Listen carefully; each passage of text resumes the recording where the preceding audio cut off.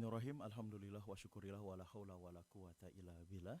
Asyhadu an la ilaha illallah wahdahu la syarikalah wa asyhadu anna Muhammadan abduhu wa rasuluh. Masih dipancarluaskan dari Jalan Masjid Silaturahim nomor 36 Kalimanggis Cibubur Bekasi. Inilah Radio Silaturahim untuk Islam yang satu.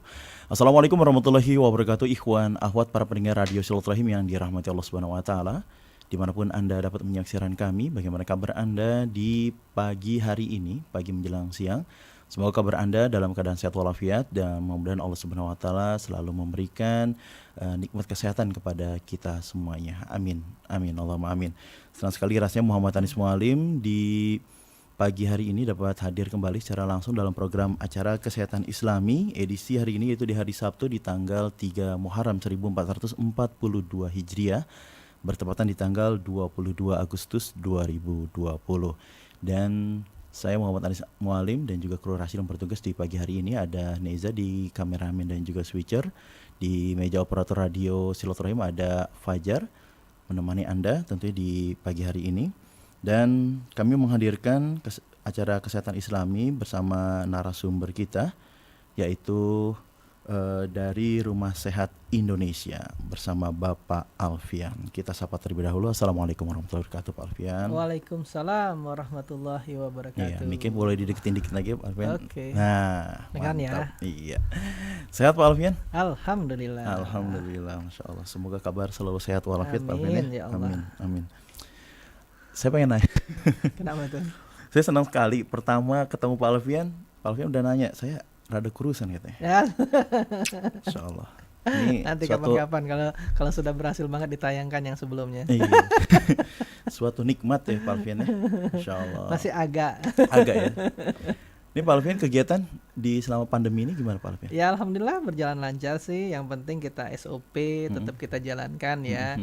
SOP protokol COVID ya. Ya pokoknya tetaplah SOP itu yang paling utama ya.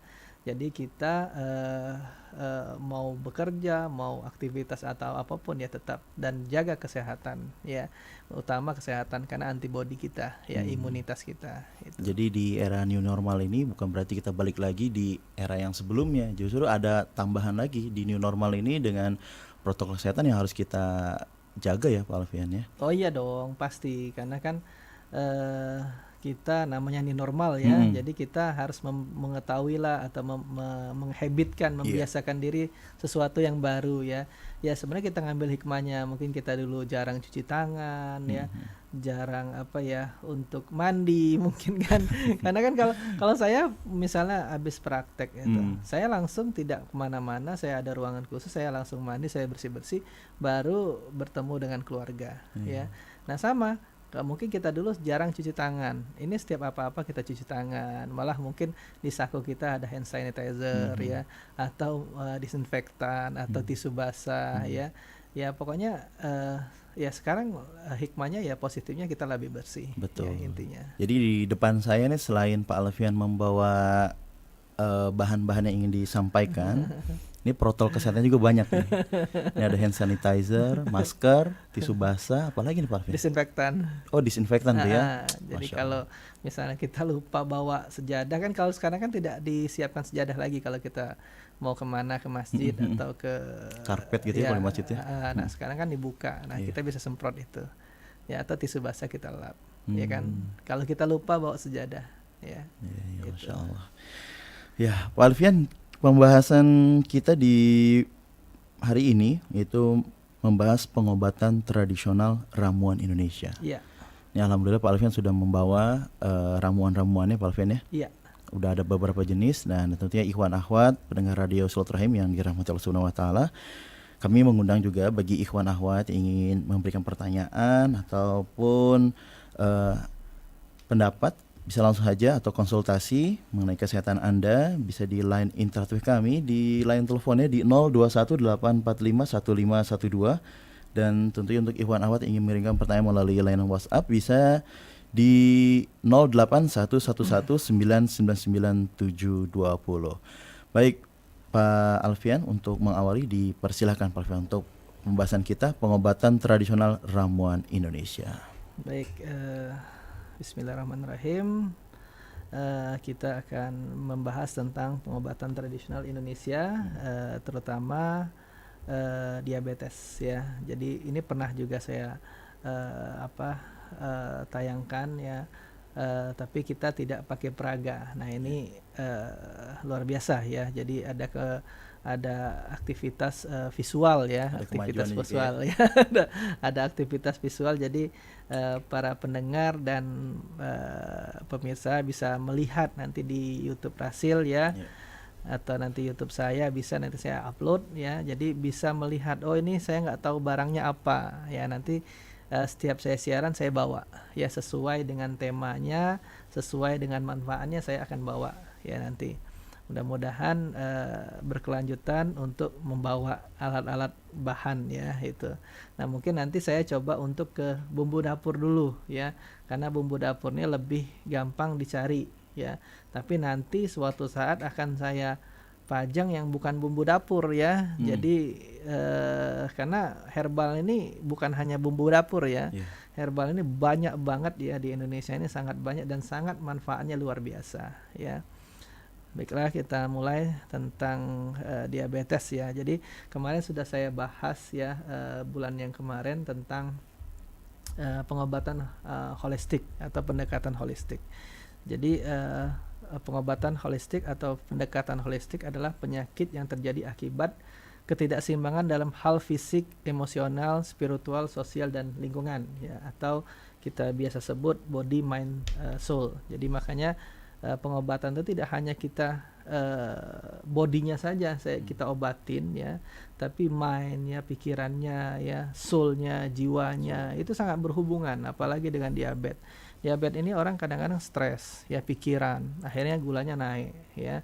Nah kalau kita tidak obatin mindnya, pikirannya ya, soulnya, pola hidupnya ya, jadi pola hidupnya pun kita perbaikin ya, pikirannya harus positif, makanan-makanan yang baik ya, bukan 4 sehat 5 sembarangan ya. Nah, itu ikon kita itu. Jadi perawatan harus dilihat secara utuh ya, individu yang sedang menderita, tidak hanya berdasarkan analisa penyakitnya saja. Setelah diperoleh data individu, maka selanjutnya dilakukan upaya pengobatan secara menyeluruh, meliputi jasmani, rohani, spiritual, sosial ya, keseimbangan lingkungan dan profesinya ya. Jadi konsepnya menyeluruh ya, bukan hanya kita sakit kepala atau kita sakit pinggang dikasihlah obat anti nyeri, analgesik ya, akan kembali lagi ya, paling bertahan analgesik 4 jam ya, nanti akan kembali lagi. Nah tujuan kita adalah bagaimana akar permasalahannya dicari, penyebabnya dicari. Misalnya orang sakit pinggang ya, ternyata dia saraf kejepit, di ronsen atau di MRI kelihatan memang terjepit sumbernya. Nah sumbernya itu yang kita benarkan posisinya. Itu di YouTube saya banyak tuh yang pasien-pasien yang alhamdulillah Allah kasih sembuh ya, dari yang ada yang kursi roda, ada yang dibopong ya. Nah itu penyebabnya yang kita benarkan. Misalnya orang tadi apalagi sakit kepala misalnya.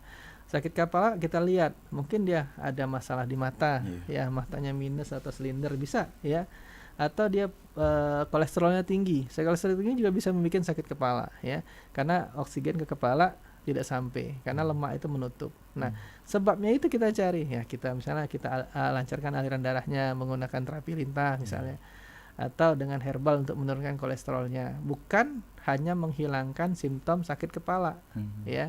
Makanya pengobatan tradisional itu, herbal itu ya holistik, menyeluruh ya. Itu yang membedakannya ya itu.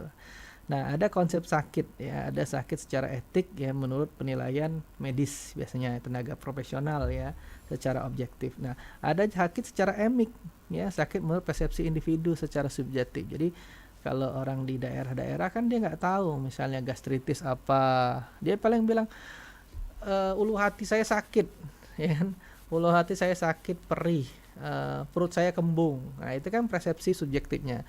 Nah bisa kita interpretasikan, oh maksud dia ini mah ya, atau gastritis ya, atau tukak lambung. Nah itu kita juga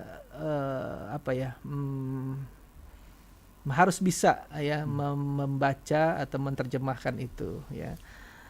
Nah, sesuai Undang-Undang Nomor 23 tahun 1992, obat herbal itu atau obat tradisional itu dibagi menjadi 3, yaitu nabati, ya, asal dari tumbuh-tumbuhan, hewani, asal dari hewan, dan pelikan, asal dari mineral. Nah, kita di asosiasi atau di lembaga sertifikat kompetensi, nah kita kan punya namanya LSK Batra Ramuan. Nah, di situ kita membuat soal seluruh Indonesia dan distandarin, ya, dari Kementerian Pendidikan dan Kebudayaan, dari Direktur Jenderal Vokasi, dari Direktur Khusus dan Latihan, ya. Nah, jadi kita punya standar, ya. Jadi tidak sembarangan cara mengobati, ya, cara dia melakukan ramuan, ya, itu ada standarnya. Nah, kembali kita ke diabetes. Jadi kita tadi sudah prolog, ya, bahwa pengobatan itu secara holistik, menyeluruh, ya. Nah, diabetes ini merupakan keadaan yang timbul karena ketidakmampuan tubuh mengontrol karbohidrat atau glukosa akibat kurangnya jumlah insulin atau insulin tidak berfungsi sempurna, ya. Nah, diabetes yang kita bahas adalah diabetes tipe 2. Karena diabetes tipe 2 ini karena pola hidup, ya. Pola hidup, ya. Kalau diabetes tipe 1, sel beta pankreas, sel pulau Langes beta pankreas sudah rusak, ya. Nah, tipe 2 ini glukosa tidak dapat masuk ke dalam sel karena sel resisten terhadap insulin.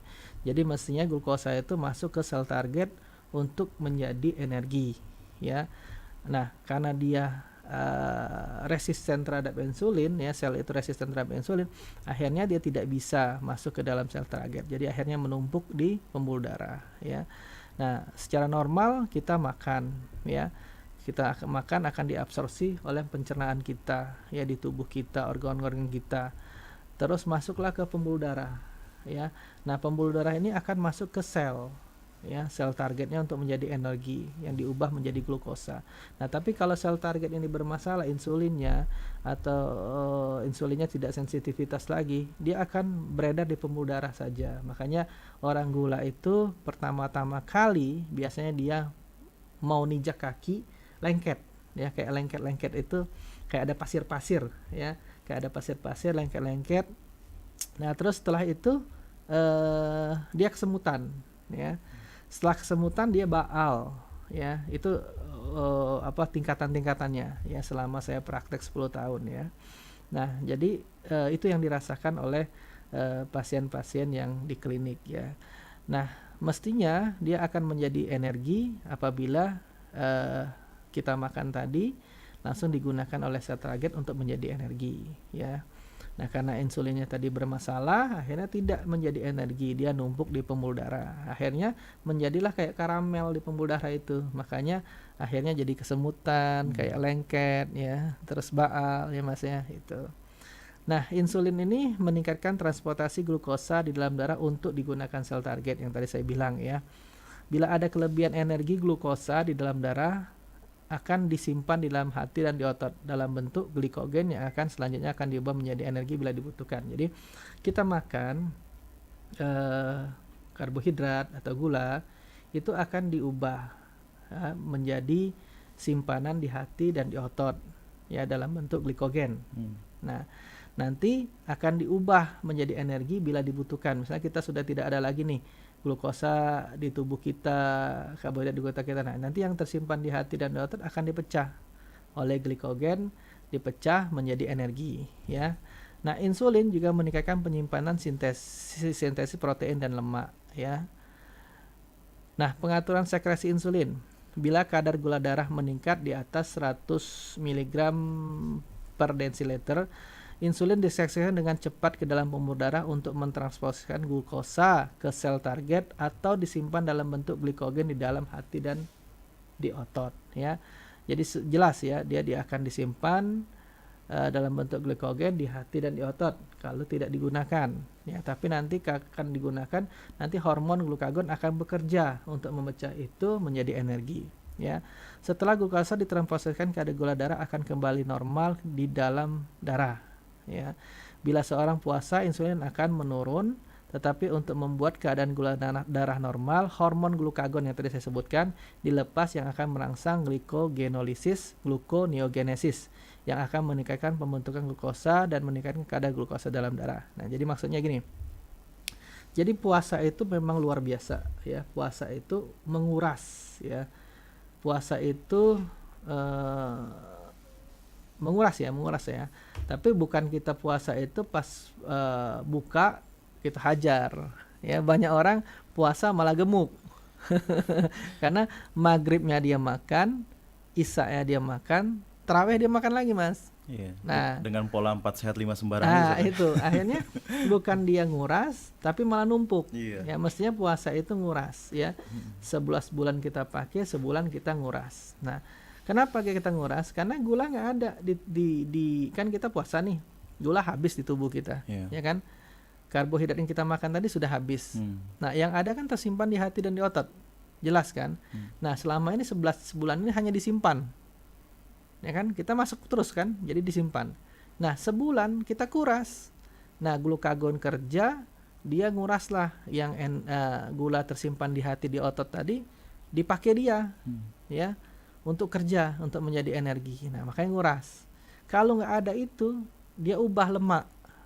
Ya, dia ubah lemak menjadi energi. Makanya kalau kita puasanya agak lama, memang mecah lemak, kurus memang, karena nggak ada lagi simpanan, dia cari lemak. Nah, itulah saya bikin pola hidup saya yang sekarang ya alhamdulillah ada pengurangan berat badan ya dari 98 jadi 88. Tapi target saya 70 ya, pengen 70 ya, masih 18 kilo lagi ya. Mudah-mudahan insya Allah sudah bisa ya, karena saya lihat sendiri ya biasa perut tuh berlipat ya. ada kantongnya ya. Nah, sekarang sudah kantongnya itu berkurang jauh ya. Terus ikat pinggang kemarin juga saya lihat sudah berkurang segini sih, berapa ya kira-kira. Ukuran celana udah berubah dong, Mas. Kalau saya kan pakai jogger ya, Mas ya. Jadi jadi aman ya. Jadi mau kurus mau gemuk aman. Masuk, ya. Nah, itu. Nah, saya bikin pola tapi bukan keto ya. Jadi saya tidak makan lemak ya. Saya hanya mengurangi nasi atau berhenti. Kalau dulu mengurangi, sekarang berhenti ya. Tapi kalau saya pengen saya makan ya, tapi makannya tidak kayak dulu ya. Misalnya 3 sendok saya pengen udah saya makan ya. Hanya melepaskan aja. Tapi kebanyakan saya nggak makan nasi ya. Nah, kayak tadi ada nasi kuning, sudah saya makan, tapi nggak banyak ya. Tapi sehari-harian saya tidak makan nasi ya. Terus gula saya kurangin jauh banget. Kalaupun pengen saya pakai gula merah, gula aren. Gula aren ya. Bisa sama Mas Fajar itu ya. Ya, gula aren ya. Nah, itu saya ubah pakai itu ya. Ternyata alhamdulillah memang tidak cepat karena saya tidak full yang saya paksakan ya. Harus full murni. Nah, kalau saya pengen saya makan, tapi saya tidak berlebihan. Ya alhamdulillah selama setahun ini konstan ya. Ada foto saya waktu siaran di Rasil ya, bulat banget. Setahun yang lalu lah. Ya alhamdulillah hasilnya. Jadi ternyata kita benar itu nguras ya. Jadi lemak-lemak yang di tubuh kita tadi kebakar jadi energi ya. Makanya benar itu kalau kita tidak ada gula lagi, nanti lemak yang dipecah dia untuk jadi energi. Nah, makanya kita bisa kurus, Mas. Itu inti poinnya ya. Jadi sebenarnya fitness boleh untuk mengencangkan tubuh kita, tapi bukan fitness itu bisa nguruskan tubuh kita. Kecuali kita fitnessnya kayak orang bertani ya, dari pagi sampai sore, Mas. Dia makan banyak tuh, segunung ya, tapi dia outputnya lebih banyak lagi. Nah, kalau kita nih kan sudah naik mobil atau naik kendaraan motor ya sampai tempat fitness, kita fitness sejam kita pulang makan. Ya, jadi kalau menurut saya kalau menguruskan, saya punya pola sendiri.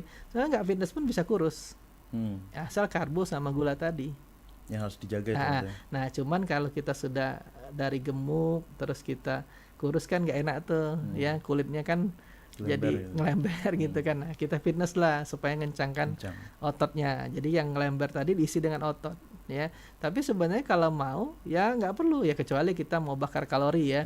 Kita lari atau kita kardio lah ya, kardio boleh ya. Cuma sepedahan dulu, Mas ya. Nah, sepeda dulu kalau kita nggak biasa jangan ya, nanti lutut ankle kita kena obesitas itu ya.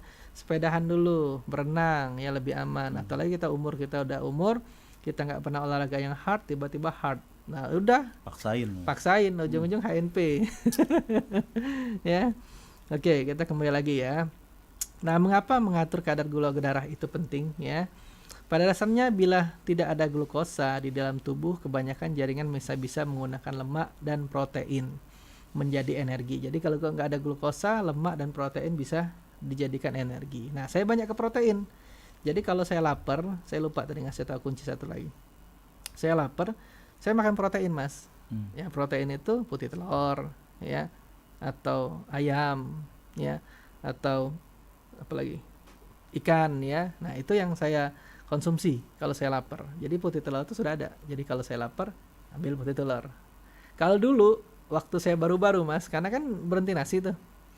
Kata orang nggak nendang lah kalau nggak makan nasi ya. Memang benar, karena mindset kita awalnya. Jadi saya waktu awal-awal itu sampai ayam tuh 6 potong, Mas. Baru kenyang. 1 ekor itu, Mas. Ya tapi nggak apa-apa lah, demi sehat tadi ya. Demi sehat, sudah saya paksakan dan 6. Tapi lama-lama sekarang 2 potong 1 potong pun udah kenyang. Kenapa? Lambung itu udah kecil. Dan udah terbiasa juga. Udah terbiasa, habit. Nah, ada satu kunci lagi, Mas. Kayak kemarin kan puasa tuh. Kita lebaran. Lebaran tuh kan mau makan apa aja tuh. Ya kan? Lebar lagi lambung kita kan, besar lagi. Nah, besoknya langsung puasakan untuk mengontrolnya. Nah, kalau kita puasakan besoknya, itu akan mengecil lagi. Kadang-kadang kalau orang nggak puasakan, dia lebaran sehari, lebaran kedua, lebaran ketiga, akhirnya malas dia mau mulai lagi. Karena udah kembung lagi, sudah nurunin payah-payah setahun, kembungnya 3 hari. Cuman Mas, untuk puasa kita lebih baik kategori puasanya puasa yang seperti di bulan Ramadan tuh, Mas. Normal aja. Apa puasa menghindari dari makan makanan yang berlemak itu, Mas? Boleh, antara 2. Kalau kita mau puasa dapat pahala, ya kan? Yeah. Tapi kalau kita memang mau puasanya hanya karbohidrat sama gula, boleh, nggak ada masalah. Jadi kita minum masih, makan protein masih, ya, lapar makan ya. Tapi puasanya karbohidrat gula, ya. Kalau pengen memang puasa lagi, lebih bagus lagi, ya kan? Pahalanya dapat. Pahalanya dapat. Kesehatannya juga dapat. Kesehatan dapat, ya. Tapi jangan ngembat. Ya, 4 sehat 5 sembarangan percuma ya. Iya. Nah, namun glukosa adalah satu-satunya bahan makanan yang dapat digunakan oleh otak, retina, epitel geymer gonad. Makanya saya tidak hilangkan banget glukosanya, pakai gula aren. Diganti itu, Mas ya. Diganti ya, tapi nggak banyak ya itu. Nah, efek jangka panjang ya, kalau misalnya kita kena gula ya, diabetes tipe 2, komplikasinya pertama bisa menyebabkan stroke dan serangan jantung karena gula tadi kayak karamel numpuk ya di pembuluh darah ya. Terus dia menyebabkan kebutaan, makanya banyak orang yang kena gula itu dia retinopati ya. Terus peredaran darah ke tungkai atau lengan terganggu, luka suka sembuh. Kadang-kadang yang ada ulkus ya, yang ada abses ya, busuk itu Mas di kakinya mengerongak karena dia tidak ada aliran darah yang ke sana lagi karena keblok oleh gula. Gula itu numpuk di kaki, keblok. Akhirnya bakteri gangren itu anaerob tanpa oksigen, hiduplah di situ. Dan bau tuh, Mas. Ya bau karena kan sudah busuk ya, itu karena tidak ada aliran nutrisi dan oksigen. Darah itu nutrisi oksigen, keblok. Nah, terus ginjal menjadi rusak dan gagal fungsi. Banyak orang diabetes akhirnya gagal ginjal. Kenapa? Karena arteri renalis yang ke bawah itu ketutup juga. Karena gula tadi, karamel tadi. Nah, itu ya. Akhirnya aliran oksigen ke arteri renalis ya tidak masuk. Darah itu kan bawa nutrisi dan oksigen. Kenapa saya gunakan lintah? Karena lintah itu ngencerkan darah. Nyambung kan? Patofisiologinya dengan yang digunakan farmakologinya apa? Udah jelas ya. Bukan itu nggak ilmiah ya. Nah, terus gangguan sel saraf sehingga reaksi terhadap berangsang terganggu ya. Kadang-kadang dia panas kakinya, kadang-kadang sensasi kesentuh aja nyeri gitu kalau orang sudah numpuk ya. Nah, terus yang terakhir gangguan fungsi seksual ya, pasti dia impoten karena kan penis itu aliran darah semua, ya kan. Nah, kalau dia sudah kena diabetes, impoten pasti tersumbat, Mas. Tersumbat karena karamel itu. Bener. Nah, gampang ya. Maksudnya saya lebih gampang kita mencerna ya. Nah, itu. Jadi bahasa medis kita gunakan, bahasa emik pun kita gunakan ya. Jadi mudah dicerna ya. Oke. Nah, mekanisme obat herbal dalam mengontrol kadar gula darah itu gimana caranya? Nah, tadi saya bilang kita tadi sudah belajar patofisiologi penyakitnya, bagaimana terjadinya diabetes ya. bagaimana arahnya, bagaimana akibatnya, ya. Nah, sekarang kita bagaimana cara mengatasinya? Pengobatannya. Pengobatannya. Jadi nyambung Mas ya. Iya. Urutannya ya, gitu. Betul. Nah, saya senang kalau menyampaikan tuh senang begitu ya, karena ini ilmu yang bermanfaat. Jadi kalaupun saya meninggal, dicerna oleh pendengar dan pemirsa, diaplikasikan, saya akan mengalir terus Amalannya. amalannya itu Mas ya. Betul. Nah, caranya apa? Ya, ada 3 cara, yaitu penghambatan hidrolisis karbohidrat menjadi glukosa di saluran cerna, ya, sehingga mengakibatkan jumlah glukosa yang terserap ke dalam darah menurun. Maksudnya gimana? Nah, gini. Jadi kalau kita makan, itu akan dipecah, karbohidrat yang kita makan tadi, ya, apapun yang kita makan akan dipecah menjadi glukosa. Nah, dengan adanya herbal ini, ya, dia bisa menghambat pemecahan itu. Jadi sehingga pemecahan itu tidak cepat beredar di pembuluh darah, ya. Itu satu. Ya, nyambung ya. Terus penghambatan pembentukan gula di hati dan di otot, ya. Jadi kita makan tadi kan akan tersimpan di hati dan di otot. Nah, cara herbal tadi menghambat lagi pembentukannya di hati dan di otot, sehingga gula darah yang beredar tidak banyak di pembuluh darah, ya. Yang ketiga, dia meningkatkan sekresi insulin dan sensitivitasnya dan meningkatkan ambilan glukosa. Jelas ya. Jadi 3 mekanisme itu. Jadi yang pertama dia menghambat karbohidrat untuk menjadi gula. Yang kedua dia menghambat pembentukan gula di hati dan di otot. Yang ketiga dia meningkatkan sekresi insulin dan sensitivitasnya. Jadi dapat kan 3? Yeah. Jadi pengobatan tuh holistik, menyeluruh. Penyebabnya. Oke. Khusus tipe 2 ya. Oke. Nah, ini ada herbalnya. Nah, ini mulai dicatat ya, sediakan pena, kertas ya, jangan lupa. Kalau memang ketinggalan bisa upload di YouTube Rasil atau di YouTube saya, ya itu. Nah, ada brotowali. Nah, ini tanamannya. Saya lupa batangnya ya. Jadi kalau begini doang nanti bingung mungkin ya. Nah, nanti bisa dilihat ya. Batangnya itu rigi-rigi. Brotowali itu batangnya itu rigi-rigi, ya, kayak tajam-tajam tapi kecil. Nah, dia di pagar-pagar pun kita tanam gampang. Jadi rumah saya tuh brotowali panjang banget, Mas.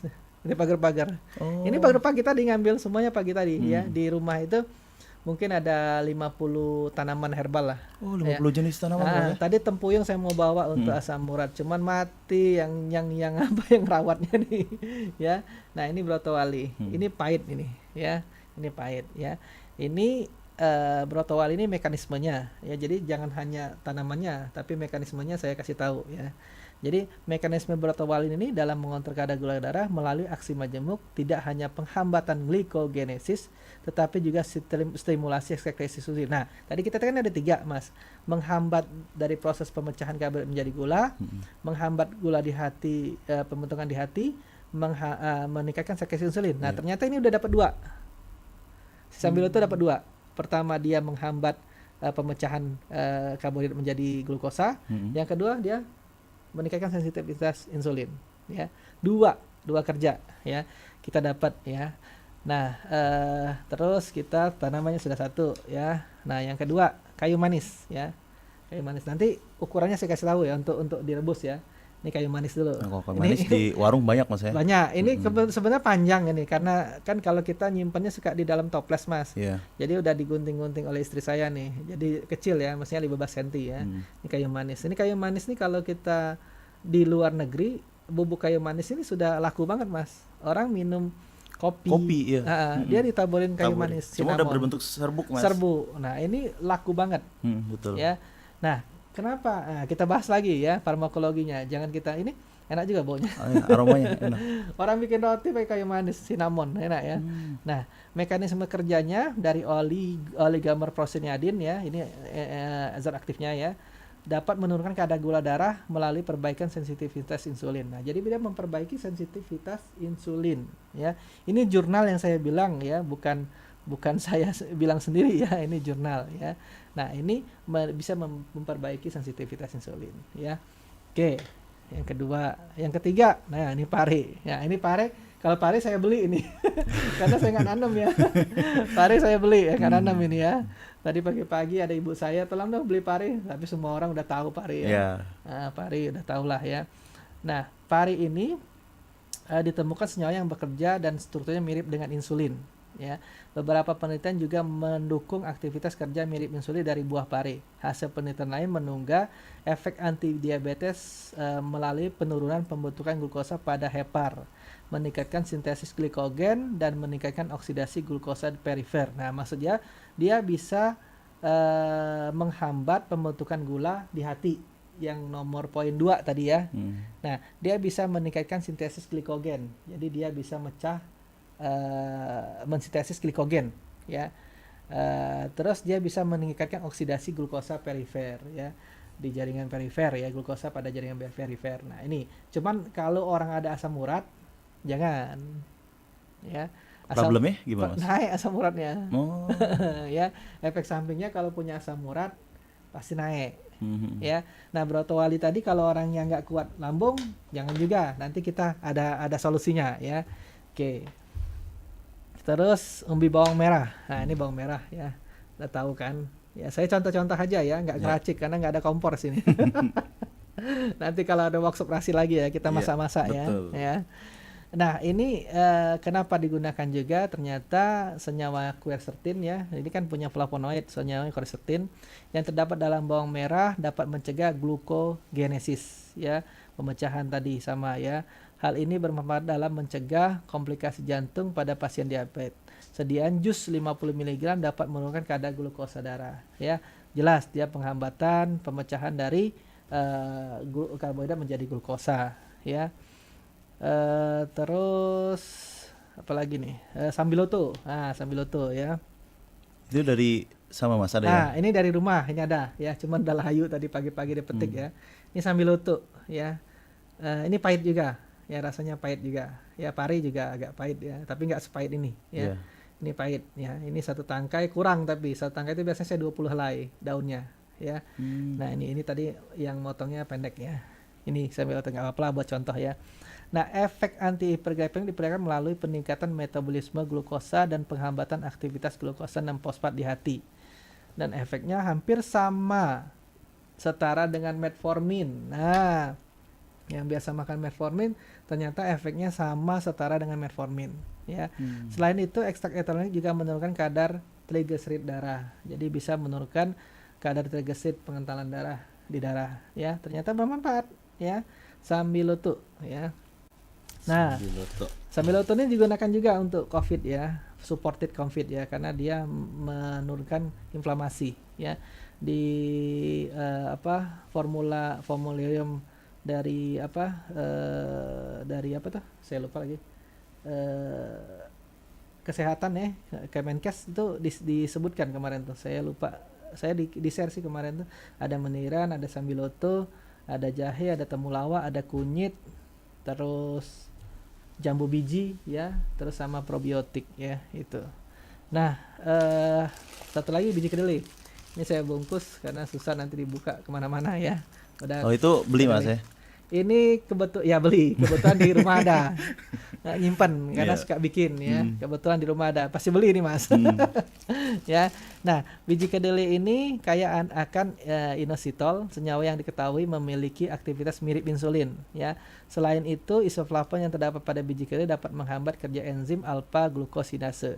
Enzim ini berperan dalam hidrolisis karbohidrat menjadi monosakarida. Dengan demikian, jumlah glukosa yang terserap dalam darah akan menurun. Jelas ya, glukosa yang terserap dalam darah akan menurun karena dia menghambat hidrolisis karbohidrat menjadi monosakarida atau menjadi gula.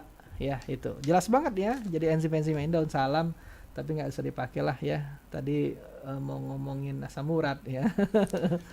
Oke, ya. Nah, itu Mas kalau biji kedelai itu Mas kalau sudah berbentuk susu minuman itu gimana Mas? Boleh. Nah, cuman ya, gulanya itu Mas, manisnya? Lupa. Oh, jangan usah pakai gula ya. Oh gitu ya. Biji kedelai ini asam urat nggak boleh ya. Saya lupa ya. Oh. Asam urat, hati-hati bagi asam urat, kedelai sama pare. Pare ya. Nah, dua ini hati-hati ya. 3.000. Nah, kita punya resep ya, resep herbalnya. Ini kita lumayan nih paparannya. Untung saya satu nih paparan, tadi mau 3 ya. Nah, resep herbalnya dicatat ya. Ya, untuk orang diabetes ya. Sambiloto. Pola hidup tipe 2 ya, diabetes tipe 2. Sambiloto satu tangkai itu kira-kira 20 lah ya. Ini nggak sampai nih, 1 2 3 4 5 6 7 8 9 10 11 12 13 14 15 16. Ini hanya 16 ya. Harusnya standarnya 20 helai lah. 20 ya. Ya 20 helai, 21 boleh ya, ganjil-ganjil ya. Oke, ini Sambiloto ya. Nah, Brotowali ya. Kalau besar-besar begini cukup 5 helai ya. Ini kira-kira berapa senti nih, Mas? Kira-kira 15 cm kali ya. Ya. Nah, 15 cm 5 helai ya. Nih. Ya. Cara itunya Mas gimana? Nah, nanti dulu satu-satu dulu. Ya, Kan bahannya dulu. Ya. Kalau masak itu kan bahan dulu. Ya. Kalau ngeracik bahannya belum gimana? Nah, terus kayu manis ya, 1 batang. Kayu manis. Ini 1 kan batang. cuma 10 cm ya, 15 cm lah ya. Jadi ini 15 cm ya. Kira-kira diameternya agak besar dikit. Kalau yang segini mungkin 3 batang. Ya. Ini kecil ya, yang besar ya. Kecil ukuran kacamata. Ya. Oke. Ya. Terus kunyit. Ya. Kunyit kuning nih. Kalau kita buka tangan saya kuning. Iya, betul. Ya. Itu berapa? 1 jari aja. Oh, 1 jari ya. Ya, ini cukup. Ya, 1 jari. Cuman yang besar Mas ya? Ya, yang seginilah cukup. Iya. Ya. Sedang gitu ya. Nah, supaya karena kan Sambiloto ini ke lambung, Brotowali ke lambung. Yeah. Kenapa saya kasih kunyit? Supaya ngelapisin. Nanti perih di lambungnya kalau nggak pakai ini. Oh, jadi buat menetralisir. Sebenarnya ini bukan buat diabetes. Nah, ini kan ada rahasianya ada juga. Ada fungsinya lagi Mas. Nah, itu ya. Kalau temulawak untuk nafsu makan, kalau yang kurang nafsu makan pakai boleh. Tapi jangan deh, orang diabetes nanti nafsu makan susah ya. Ini nggak usah. Ya ini tadi yang hanya memberikan informasi aja. Oke. Nah, sekarang cara buatnya Mas. Ya. Ini tadi masuk setangkai, kita ambil daun-daunnya, udah dibersihkan ya, udah dicuci bersih, sudah steril lah ya. 21 helai itu ya Mas 21 helai kita masukin panci ya. Terus ini kita masukin juga ke panci, kita potek-potek 5 helai. Ya. Kita masukin kayu manis juga, masuk juga. 1 batang. Kita masukin jari, satu jari. Kunyit. Cemplung ya. Airnya berapa? Ya, 1 liter.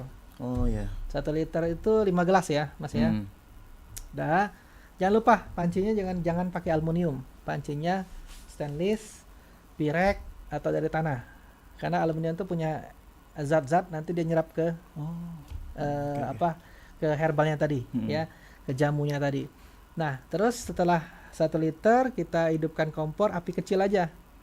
Nah, tapi ditutup ya, karena ekstraknya itu uapnya itu ekstrak, jangan sampai keluar.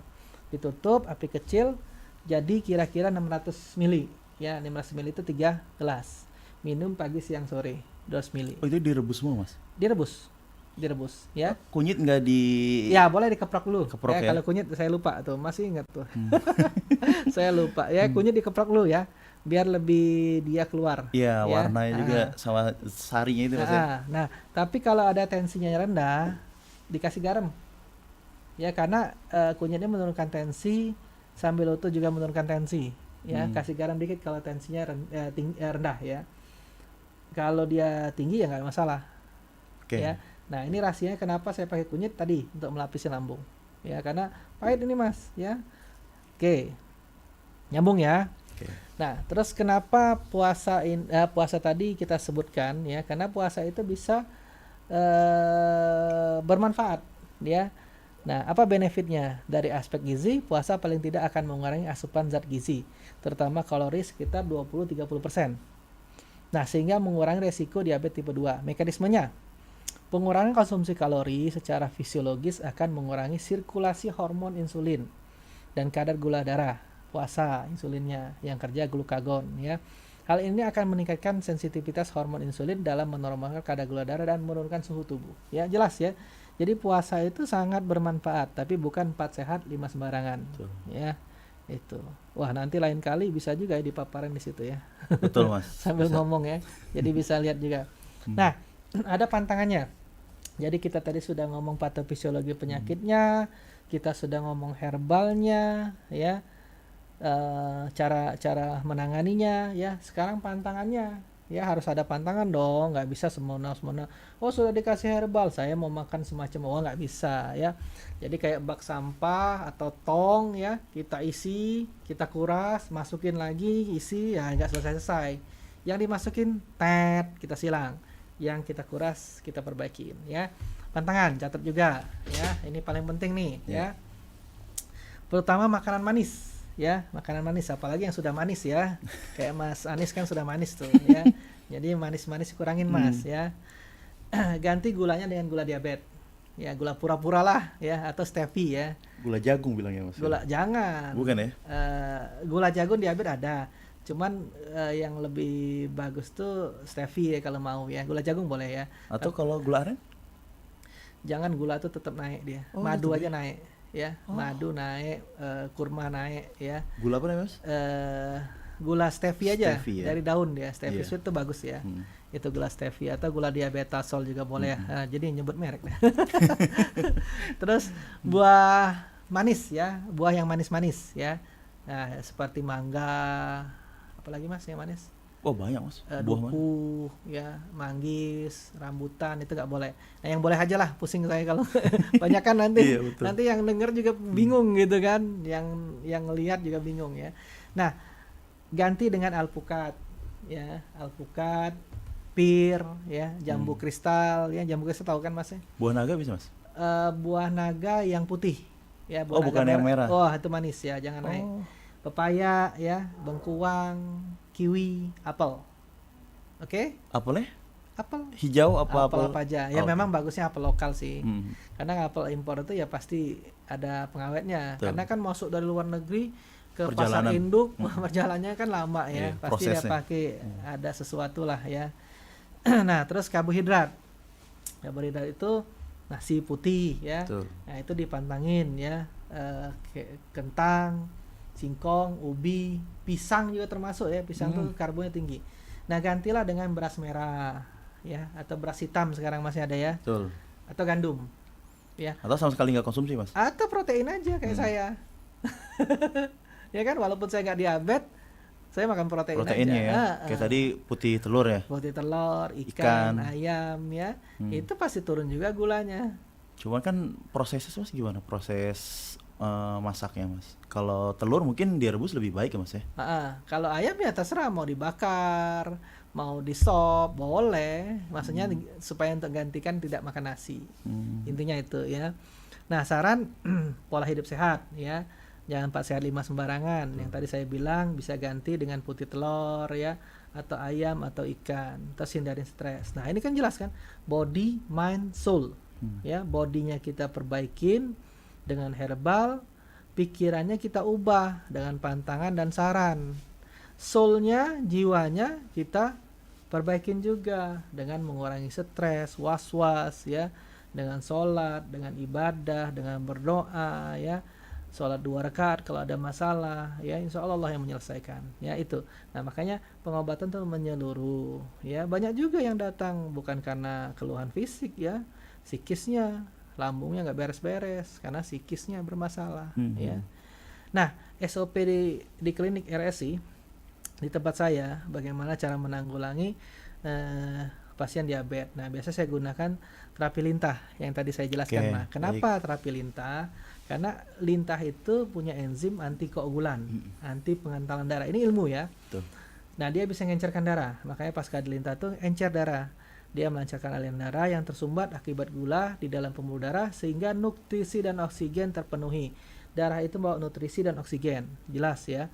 Nah jika pasien mengalami kesemutan baal nekrosis ya, nekrosis itu jaringan kulitnya mati ya, ataupun luka, terapi lintah sangat efektif ya. Bisa lihat di Google atau di internet case study of Leeds therapy application in diabetic foot ulcer ya. Case study of Leeds itu lintah ya. Case study of Leeds application in diabetic foot ulcer itu ada di internet, jurnalnya ada ya. Nah herbal tadi yang tadi ya sudah disebutkan 1, 2, 3, dia bisa menghambat hidrolase karbohidrat menjadi glukosa, dia bisa menghambat pembentukan gula di hati, dia bisa meningkatkan sekresi insulin dan sensitivitasnya. Oke, itu saja. Jangan lupa auzubillahi minasyaitonir rajim wa iza maritu fa huwa yasfi.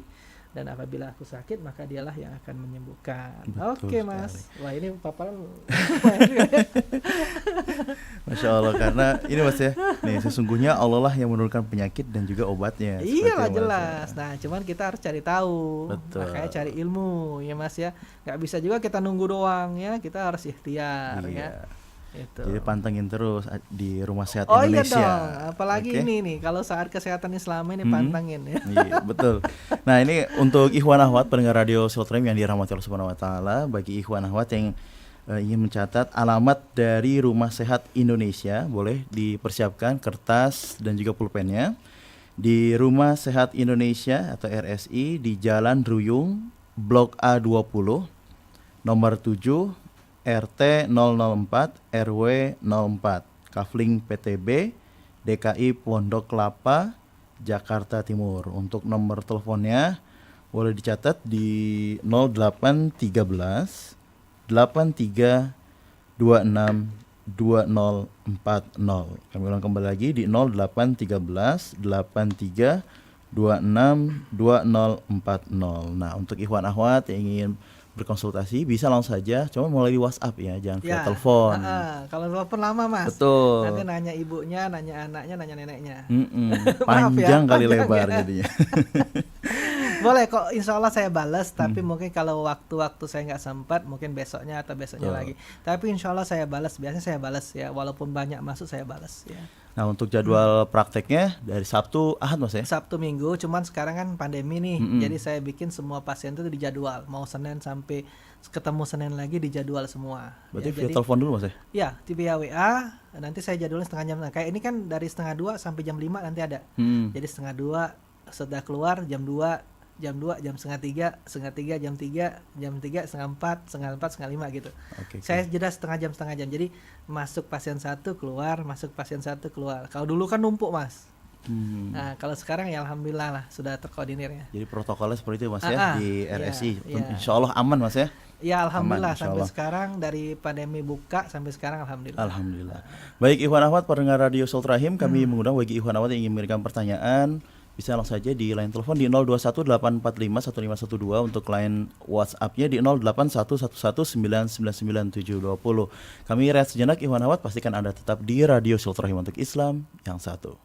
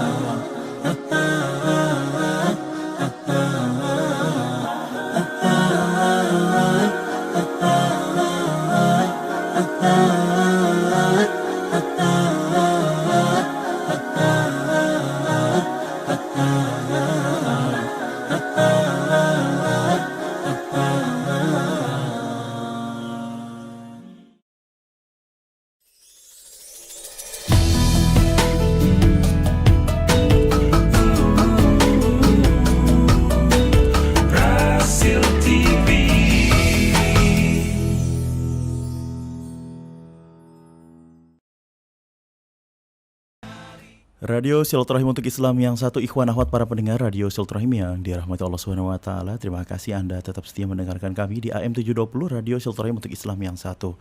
Ikhwan akhwat, di pagi hari ini ikhwan akhwat sedang menyimak acara tentunya kesehatan Islami bersama narasumber kita dari Rumah Sehat Indonesia bersama Bapak Alfian. Dan Pak Alfian ini Rumah Sehat Indonesia yang beralamat di Jalan Druyung, Blok A20, nomor 7, RT 004, RW 04, Kafling PTB, DKI Pondok Kelapa, Jakarta Timur. Untuk ikhwan akhwat yang ingin berkonsultasi langsung melalui Pak Alfian, bisa di line teleponnya di 081383262040. Baik. Kita sudah masuk di sesi yang kedua, sesi tanya jawab. Kami mengundang kembali bagi ikhwan akhwat yang ingin mengirimkan pertanyaan bisa di line telepon di 0218451512, untuk line WhatsApp di 0811199920. Baik Pak Alfian, sudah ada penelpon yang terhubung, kita angkat terlebih dahulu. Assalamualaikum warahmatullahi wabarakatuh. Halo, assalamualaikum. Salam. Iya, baik. Dari Ibu siapa, di mana Ibu? Ibu Eni, umur 83. Iya, Ibu Eni umur 80. Ini radionya Pak matiin apa enggak? Aman sih Bu. Aman Bu ya? Aman Boleh, kayaknya. lanjut Bu. Gimana Bu? Saya mau nanya, saya udah nyatet tadi ya. Iya. Nah, Tapi kok di sini enggak ada itu yang kacang kedelai, yang bawang merah itu. oh kok itu nggak tambahan ada? aja. Itu tambahan nih Bu. Oh, tambah. Itu intinya yang tadi. Ya. Intinya yang tadi. Oh, begitu. Ah, Jadi ah. yang tadi ya. Heeh. Kalau beli kan susah, dokter. Apanya tuh? Kalau beli di pasar kan susah. Dokter nggak boleh kita pesan. Lalu berapa gitu. Oke, nanti dijawab ya. Oke. Satu bungkus gitu. Siap, nanti Oke, dijawab. baik ya. Ibu. Cukup Ibu? Halo, oke. Insya Allah akan kami jawab Bu ya. Iya. Ya, ditunggu aja Oke. Bu ya. Baik, dari Ibu Eni. Jadi tadi intinya sebenarnya yang tadi ya, yang brotowali, sambiloto, kayu kunyit, manis. sayu manis ya. Itu yang paling intinya. Tapi sesekali boleh gunakan kedelai pare. Cuman kan kedelai pare tadi kan ada asam uratnya Mas. Ya, kalau dia banyak-banyak pakai kedelai, pakai pare, kalau dia ada asam urat bermasalah. Makanya tadi saya nggak gunakan. Oke. Ya, yang intinya itu. Nah, kalau Ibu mau beli sih gampang sebenarnya, di pasar tradisional tuh ada sebenarnya. Ya, atau sambiloto tuh gampang ditanam. Ya, brotowali gampang ditanam. Kapan Ibu ke klinik, nanti potek aja, potong, dimasukin ke botol dulu sampai dia ada akarnya, ditanam. Ya, nanti bisa minta ke saya ya, ke rumah. Di rumah tanam ini. Aman pokoknya. Kalau Ibu kapan ada waktu, boleh sowan ke klinik Silaturahim ya. Silaturahim, nanti dikasih ya. Nanti Ibu potek aja, masukin botol sampai akarnya keluar baru ditanam. Ya, gampang itu brotowali sambiloto, sangat gampang ya. Itu karena kalau saya sediain yang di rumah dipotong semua habis. Ya, karena saya sediaan ekstrak ya. Kalau di klinik itu sudah sedia formula ya. Dan formula juga mungkin ada yang tambahan lain ya. Karena susah dicari, bingung nanti saya jabarkan tanamannya ya, itu. Oke, baik. Terima kasih Ibu Eni ya. Dan ikhwan akhwat, pembahasan kita masih mengenai pengobatan tradisional ramuan Indonesia, dan tentu pembahasan kita tadi sudah ada penjelasan mengenai diabetes ya. Pak Alfian, untuk diabetes mungkin saya pernah melihat diabetes itu benar Mas, bisa bikin badan tuh kurus Mas kalau saya lihat. Oh iya, jelas. Kenapa? Ya jelasin ya. Oke. Karena gini, dia makan tidak menjadi energi, tidak tersimpan. Karena insulin tadi bermasalah. Akhirnya karena dia diabetes tadi, nggak ada energi yang terjadi, yang diserap segala macam, dia cari lemak untuk dipecah dia. Iya. Akhirnya dia kurus Mas. Itu intinya. Ya, karena tidak menjadikan energi. Karena insulin bermasalah. Itu. Jadi yang harus diperbaiki tadi minuman tadi itu Mas ya. Insulinnya diperbaikin. Terus pola hidupnya diperbaikin. Body, mind, soul ya. Udah jelas ya. Oke, baik, kita lanjut nih Pak Alfian. Ada pertanyaan dari Ibu Hani. Assalamualaikum warahmatullahi wabarakatuh Pak Alfian. Pak Alfian, bagaimana dengan pengobatan delima? Apakah bisa membantu untuk pengobatan diabetes Ya, juga? D5 ini kan sebenarnya jurnalnya untuk osteoklas, osteoblast ya.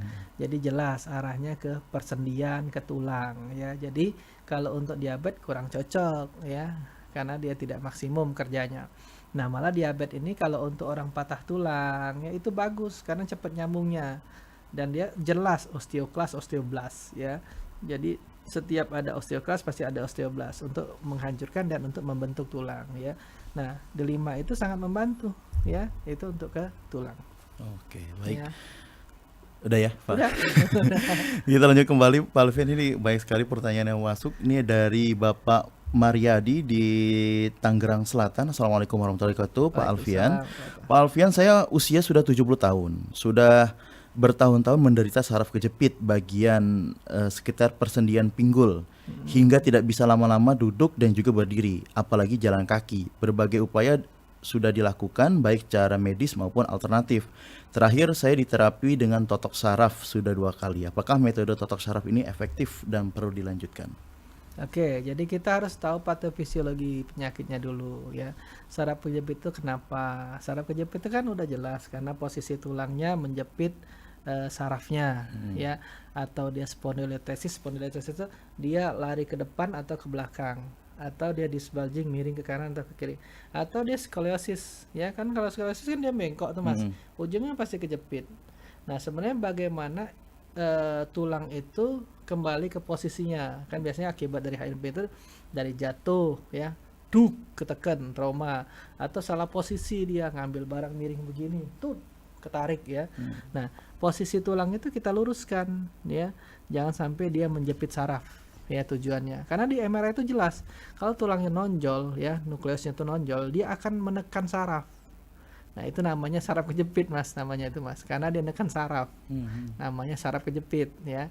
Nah, bagaimana yang kejepit itu tidak menjepit ya. Nah, tapi efek kalau jangka panjang ya, misalnya Bapak sudah lama, kemungkinan nanti akan ke arah lemah kakinya kalau nggak cepat-cepat diobatin. Nah, kalau efek sudah begitu agak susah nanti ngobatinya ya.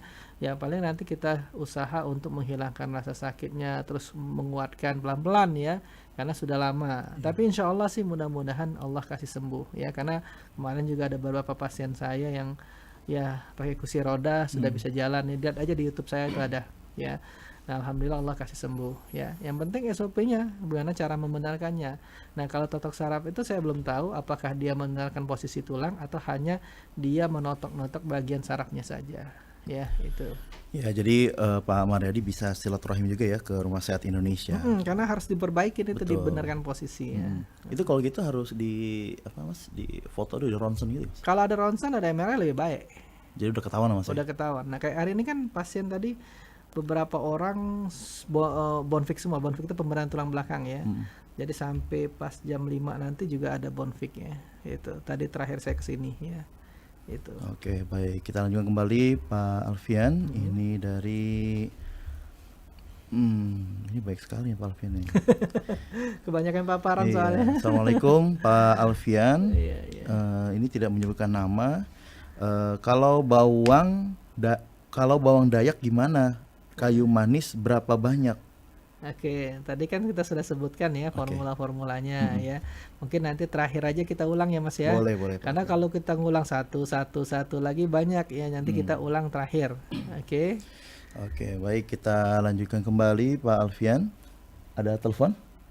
Mas Fajar? Oke, kita lanjutkan kembali di pertanyaan selanjutnya. Assalamualaikum warahmatullahi wabarakatuh. Waalaikumsalam warahmatullahi wabarakatuh. Ini dari Bapak Ahmad Solehudin di Jonggol. Pak Alfian, untuk menjaga kesehatan terapi lintah baiknya berapa kali dan jarak waktunya berapa lama? Syukran Pak. Oke, kayak saya nih kan saya nggak ada keluhan ya. Saya sebulan atau 2 bulan pasti terapi lintah. Kenapa? Saya untuk ngencerkan darah aja. Di Ya, lidah apa di mana? boleh di lidah, di kepala ya, boleh di keluhan yang bermasalah ya. Tapi kalau nggak ada keluhan sih mending lidah sama kepala sih, karena nggak berbekas. Pala Karena tuh di sini Mas ya? di Tengah-tengah deh. ubun, di tengah-tengah, di belakang bisa ya, sama di lidah, karena kita tidak ada keluhan ya. Jadi kita arahnya ke jantung dengan arah menghindari stroke ya. Kalau saya senang itu karena kan nggak berbekas ya, sama di muka. Saya suka di muka, di alis ya. Itu karena sudah bosen lah ya, karena lintah udah banyak, jadi saya senangnya cuman yang fokus umum aja, yang inti-intinya buat jantung dan buat stroke ya. Nah, kalau kita hanya preventif sebulan sekali cukup dong ya, tidak perlu setiap minggu kecuali kita ada keluhan. Nah, kalau kita ada keluhan seminggu sekali ya. Tapi kalau kita nggak ada keluhan, bisa kita sebulan sekali.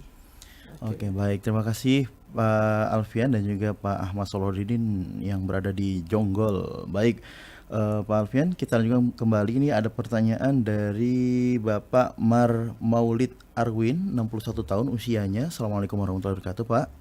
Pak Alfian, saya ingin bertanya, mohon bantuannya. Apakah ada ramuan tradisional pengganti obat amlodipin di 10 mg? Apabila ada, bagaimana cara membuatnya? Saat ini tensi saya 155/70. Oke. Terima kasih perhatiannya. Oke, siap. Nah, nanti kita bahas lagi nih secara detailnya ya untuk hipertensi ya. Tapi untuk sementara saya jawab ya. Tapi nanti kita boleh juga jadi bahan ya untuk hipertensi nanti ya.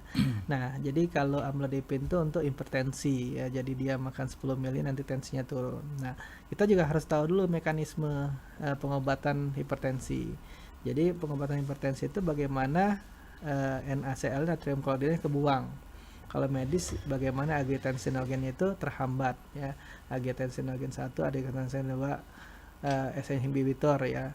Nah, kalau kita bagaimana natrium klorida kebuang, bagaimana pembuluh darahnya melebar ya, bagaimana dia tidak stres. Karena orang tensi ini kadang-kadang juga stres ya. Jadi bersifat sedatif. Nah, terus bagaimana aliran darahnya lancar. Pasti turun juga tensinya. Ya. Nah, kalau kita mengancarkan untuk NaCl kebuang dan natrium klorida dengan kita gunakan kumis kucing. Kumis kucing itu sifatnya diuretik. Ya, sama seledri. Ya. Dia seledri itu bisa bersifat diuretik, bisa sedatif ya, bikin kita ngantuk, bikin kita tenang ya. Dia melebarkan pembuluh darah ya. Tambah bawang putih. Ya, bawang putih juga sama kerjanya, melebarkan pembuluh darah, antioksidannya bagus, terus anti hiperkolesterol ya. Jadi dia bisa menghambat penumpukan kolesterol. Terus satu lagi kunyit ya, di samping dia untuk menetralkan asam lambung, kunyit itu menurunkan tensi juga. Ya. Jadi jelas kumis kucing, seledri, kunyit, sama satu lagi bawang putih. Ya, nah nanti kita bahas lebih lanjut, nanti kita bahas ini untuk hipertensi ya. Mudah-mudahan nanti bulan depan boleh deh hipertensi. Tadi rencana saya kolesterol dulu, asam urat dulu, hipertensi, lambung. Tapi nggak apa-apa. Nanti bagaimana pemirsa deh ya. Baik, terima kasih untuk Pak Alfian ya dan juga Pak Marhum Mauladi, semoga terjawab. Baik, untuk ikhwan akhwat yang ingin menelpon, ingin bertanya sama Pak Alfian di line interaktif kami di 0218451512, untuk line 0811999720, ini untuk layanan WhatsApp aja ya. Jadi untuk ikhwan akhwat yang ingin menelpon bisa di 0218451512. Baik, kita lanjutkan kembali pertanyaan selanjutnya. Ini datangnya dari hamba Allah tidak menyebutkan nama, di 081176 sekian. Assalamualaikum warahmatullahi wabarakatuh, Pak Alfian. Usia saya 65 tahun, Pak. Ingin bertanya,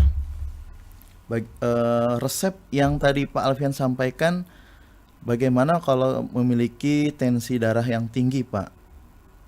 Saya memiliki diabetes. Oke, gitu. Nanti kita mungkin ditahan dulu Pak ya. Ada telepon ya. masuk. Oke, baik, kita angkat dulu telepon yang masuk. Halo, assalamualaikum warahmatullahi wabarakatuh. Waalaikumsalam warahmatullahi wabarakatuh. Baik, dari Bapak siapa Pak? Habis isinya. Mau nanya ini ya, kok saya sakit tenggorokan terus gitu. Iya, dari Bapak siapa Pak? Dari Pandung Abdullah, Citayam. Pak Abdullah di Citayam ya. Ya. Untuk sakit tenggorokan. Tenggorokan selalu sakit. Bulan kemarin tuh ke dokter, ke rumah sakit. Ya, cuman yang dari rumah sakit belum dibeli, jadi saya beli sendiri, yaitu metilprednisolon. Tapi ini ya saya enakan. Iya, sudah nyambung saya. Peradangan berarti dia tuh. Ya, radang tenggorokan. Dan nyambung. Jadi gini, radang tenggorokan tuh banyak sebabnya ya Pak. Kalau kita masalah lambung kita bermasalah, itu kan asam lambung naik, dia reflux ya. Nah, reflux itu asam itu tempatnya di lambung, bukan tempatnya di tenggorokan. Karena dia tadi reflux, itu bikin luka di tenggorokan. Nah, bisa pertama sebabnya karena dari lambungnya. Yang kedua, Bapak kurang vitamin B ya. Vitamin B itu untuk menurunkan inflamasi ya. Karena untuk untuk ke kulit, untuk saraf tuh bagus ya. Karena vitamin B itu B kompleks ya kita pilihnya ya. Orang sariawan pun dengan vitamin B bagus ya. Bukan orang sariawan itu menggunakan vitamin C ya, salah ya. Jadi vitamin B ya, vitamin B itu bisa kita temukan di beras merah ya, di biji-bijian ya. Itu bisa kita temukan. Nah, terus ya kita cari antiinflamasinya, anti peradangannya kalau Bapak pakai herbal. Nah, untuk sementara kalau Bapak mau coba kunyit sama kunyit sama sambiloto ya. Kunyitnya 3 jari, sambilotonya 21 helai ya. Itu untuk ngilangin nyerinya? Radang, untuk radang. Oh, radang ya. Pertama kan kunyit untuk lambung. Nah, sambiloto untuk inflamasinya, untuk lukanya. Tambahin vitamin B ya, atau dari biji-bijian tadi ya, atau dari beras merah ya. Nah, itu sebabnya. Tapi cari lagi sebabnya, kenapa radang terus, ataukah ada amandel, ada tonsilitis ya. Itu dilihat lagi. Kalau hanya dia memang karena dari lambung, karena reflux ya, itu bikin juga radang ya. Oke, baik. Terima kasih Pak Abdullah ya di Citayam. Baik Pak Alfian, menjawab pertanyaan yang tadi dari hamba Allah mengenai penyakit diabetes dan juga ada hipertensinya.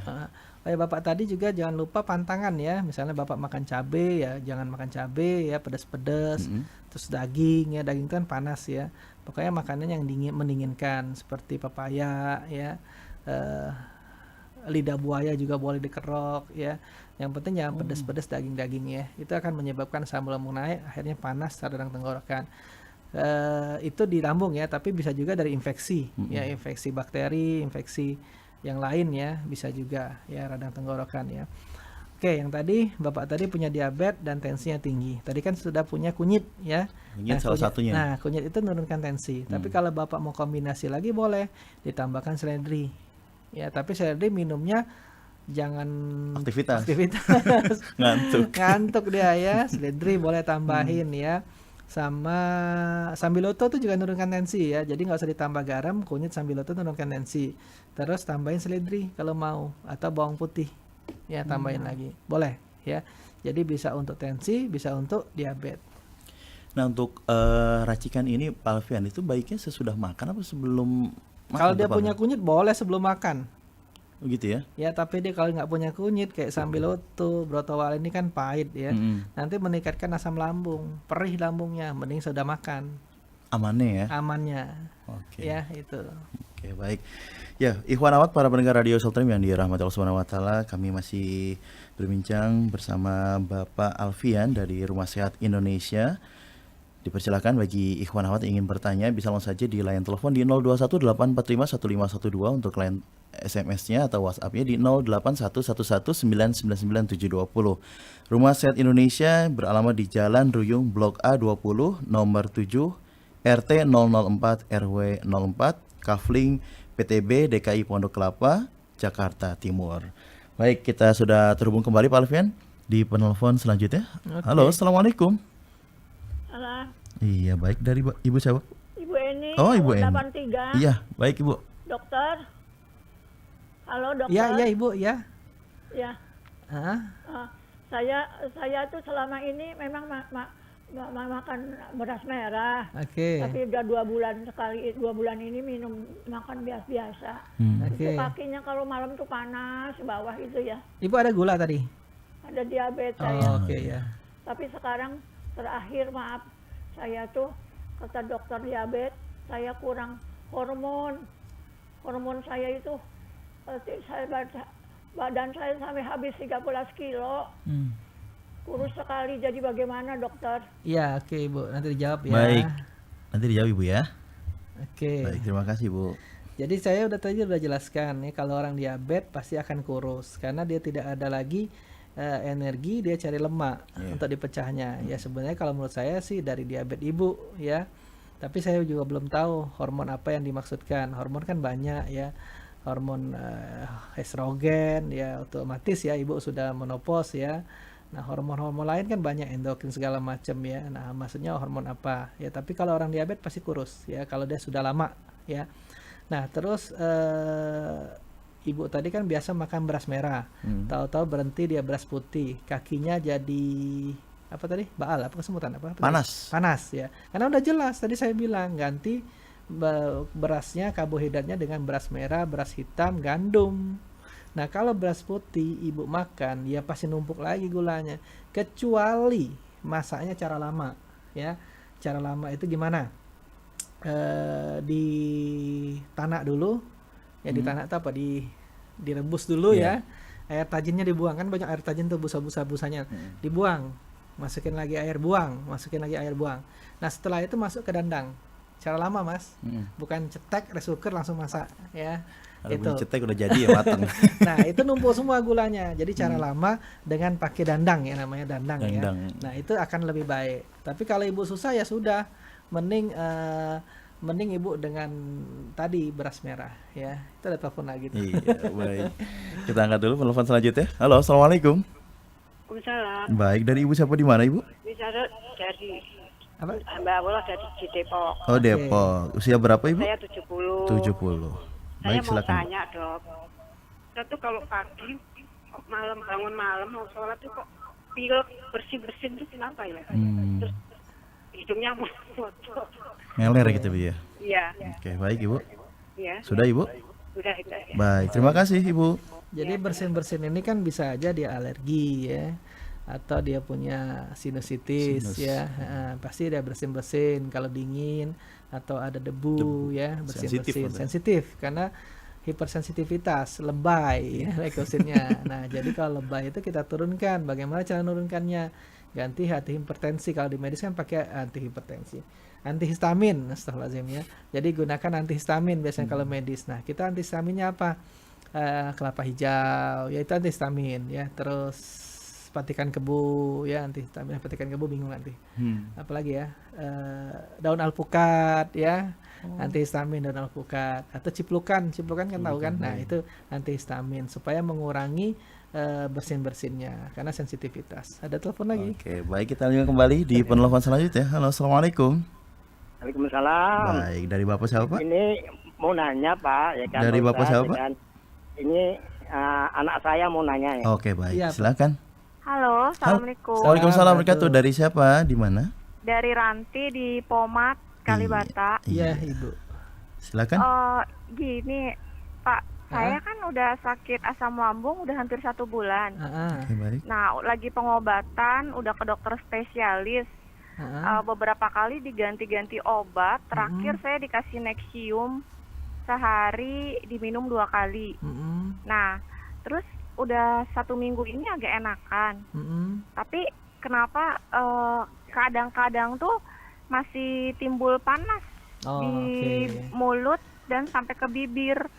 Nah, terus sampai ada jamur di mulut gitu.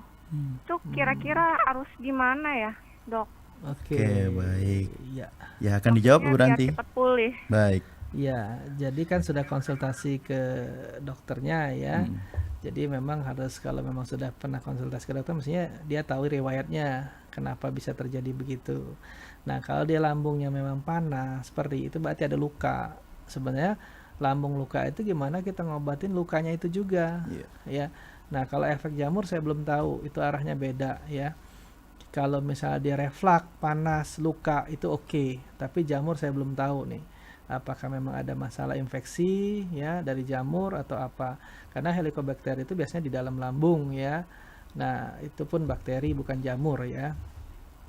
Nah, ini cara pengobatannya kalau saya ya pertama turunkan asam lambungnya. Terus bagaimana lukanya diobatin ya, karena kalau lambung tuh kan otot polos ya Mas. Dia setiap ada makanan dia giling. Setiap ada makanan digiling tanpa perintah. Nggak bisa, hei lambung berhenti kamu giling makanan, nggak bisa. Otomatis dia Mas. Otomatis ada makanan digiling dia. Nah, saat kita tidak ada makanan, kita kosong, luka itu dianggap makanan. Akhirnya perihnya minta ampun, panas ya, reflux dia bisa ya. Nah, makanya kalau saya ngobatin lambung, pertama asam lambungnya diturunkan, terus kita obatin lukanya ya, mukosanya itu. Kalau di endoskopi kelihatan itu. Nah, tapi saya jamur belum tahu nih kenapa sebabnya kok bisa ada timbul jamur ya. Atau kan peradangan berulang, akhirnya ada infeksi jamur yang mengintervensi, akhirnya infeksi sekunder ya. Saya belum tahu kalau jamurnya ya itu. Tapi kalau pengobatan di klinik saya turunkan asam lambung, lukanya saya perbaikin. Ya insya Allah, bismillah.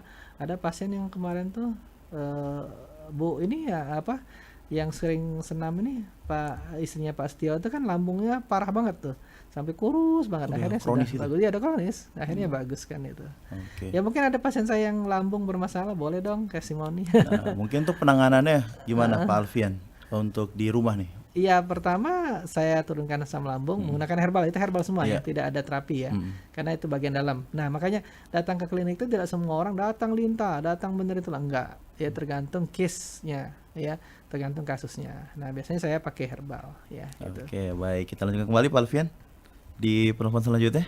Halo, assalamualaikum. Waalaikumsalam warahmatullahi wabarakatuh. Baik, dari Ibu siapa Bu? Dari Ibu Supi di Pejaten. Iya, Ibu. Silakan Ibu. Ya, assalamualaikum Mas Waalaikumsalam Alfian. Waalaikumsalam warahmatullahi wabarakatuh. Ya, saya udah 4 hari ini lambung saya lagi sakit. Terus saya ngerebusin temu Lawak sama lawak, kunyit. kunyit. Saya kasih kayu manis, bawang putih, serai, jahe gitu. Udah betul belum?